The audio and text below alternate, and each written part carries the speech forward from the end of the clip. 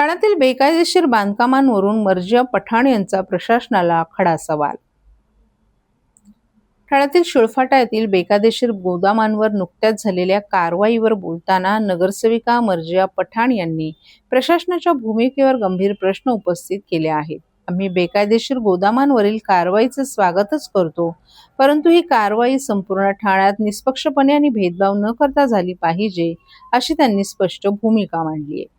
मर्जिया पठाण यांनी कोठारी कंपाऊंडचं उदाहरण देत आपल्या माहितीनुसार ही जागा गोदामांसाठी आरक्षित आहे, परंतु तिथे हायकोर्टाचे आदेश असतानाही हुक्का पार्लर, रेस्टॉरंट्स आणि पार्टी क्लब सर्रासपणे सुरू आहेत.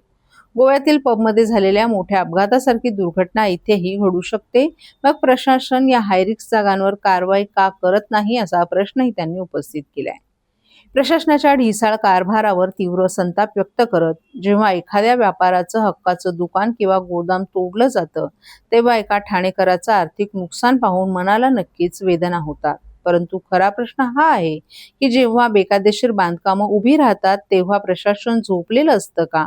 पाडकामाच्या वेळी दाखवली जाणारी तत्परता जर बांधकाम सुरू असतानाच दाखवली तर सर्वसामान्य व्यापाऱ्यांचं हे आर्थिक नुकसान टळू शकेल.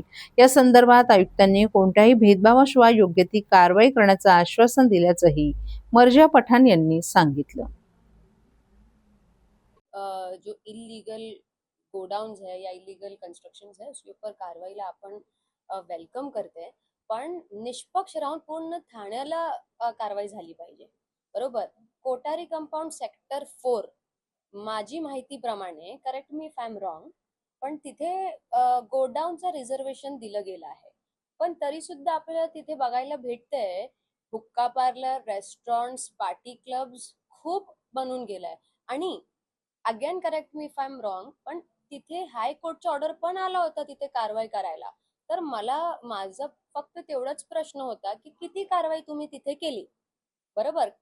आय डोंट अपोज कारवाई, पण रिस्क तिथे रिस्क नाहीये का? आपण बघितलं गोवातला किती मोठा ऍक्सिडेंट झाला होता गोवाच्या पबला.